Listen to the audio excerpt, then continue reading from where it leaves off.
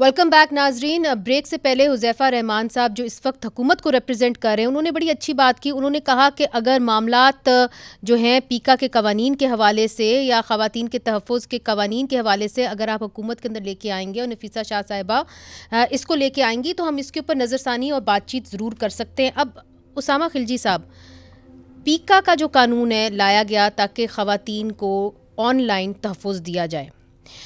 अब आप क्या कहते हैं कि डेफमेशन का भी कानून है, पीका का भी कानून है, NCCIA भी बन गई है।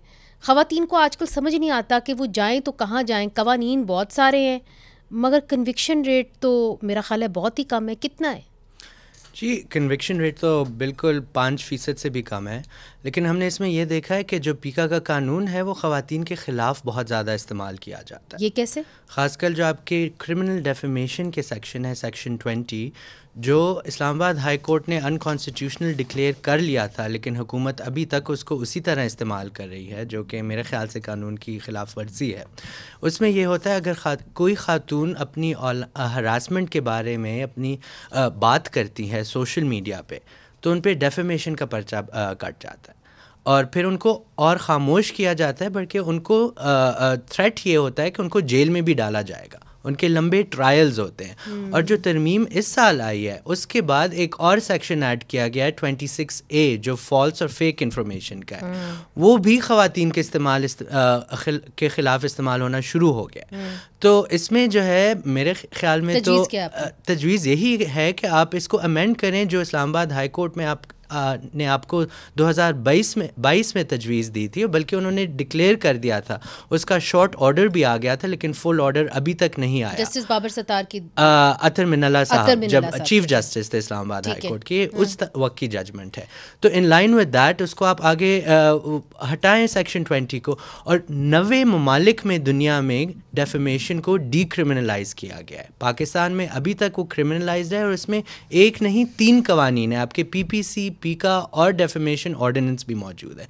तो इसको आप एक सिविल पनिशमेंट की तरफ लेके जाएं, बजाय ये कि आपका क्रिमिनल डेफेमेशन हो। और इसके अलावा हम देखते हैं कि जो थ्रेट करते हैं लोग आपको, उसकी भी कोई आप क्लॉज लाएं कानून में, जिसमें ख़वातीन जा सकती हैं और उनको जो है तहफ़्फ़ुज़ मिल सकता है। अच्छा, ये अहम बात है डॉक्टर नफीसा शाह साहिबा। हमारे पास भी कुछ ऐसे केसेस हमने देखे जहाँ पे खातून को थ्रेट किया जाता है कि जी आपके साथ रेप कर दिया जाएगा या आपकी तस्वीरें लीक कर दी जाएंगी। उस हवाले से कोई कानून नहीं है।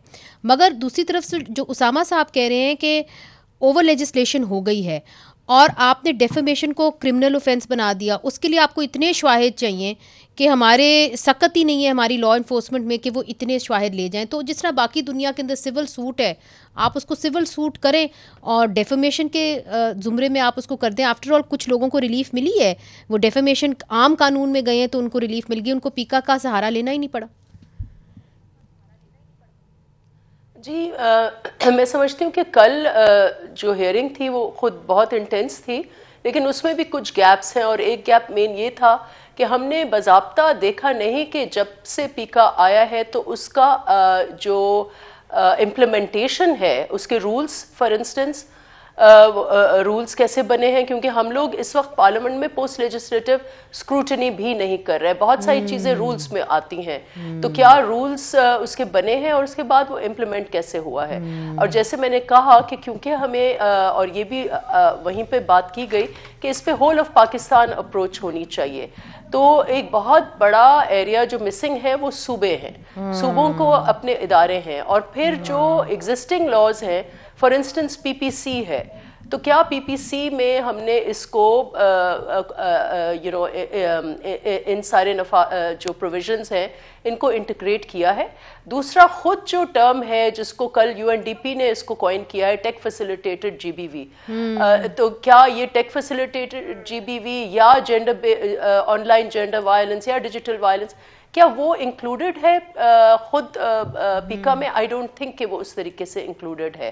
तो कानून का कैसे नफाज हो रहा है और उसके नतीजे में इसका कैसे रिफॉर्म किया जाए, इसमें मैं समझती हूँ कि परहैप्स एक और मीटिंग इसमें दरकार है कि हम इस एरिया को देख के फिर सिफारिशात करें।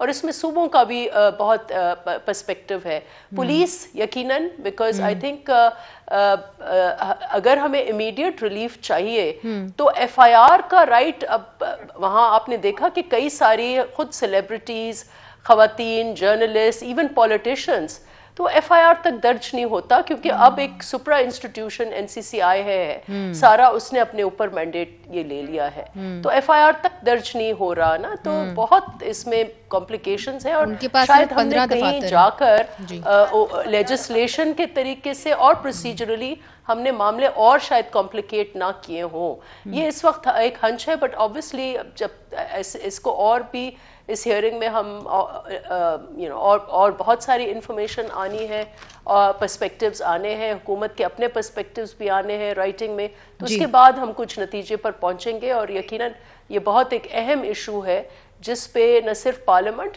लेकिन हुकूमत, मीडिया, हम सबको इसमें सर जोड़ के बैठना होगा कि हम कैसे, एक बहुत बड़ा डायमेंशन है जहाँ पर ख़वातीन के ख़िलाफ़, बच्चियों के ख़िलाफ़, even young main and women के ख़िलाफ़, ट्रांसजेंडर्स के ख़िलाफ़ तशद्दुद हो रहा है, इसके नतीजे में सुसाइड्स हो रहे हैं, बिल्कुल ब्लैकमेलिंग हो रही है, और ये रोज़मर्रा का एक अमल है जिसको बहुत ज़रूरी है कि हम क्लोजली इसको एग्जामिन करें। जी बिल्कुल, बहुत शुक्रिया कि आपने ये अहम जो इशू था इसके ऊपर आपने एक पब्लिक हेयरिंग भी रखी और इसको आपने इशू को उजागर भी किया। डॉक्टर नफीसा शाह साहिबा, उसामा खिलजी साहब, फिर हमें सारा मलकानी साहिबा ने भी ज्वाइन किया था, हुज़ैफ़ा रहमान साहब ने भी ज्वाइन किया था।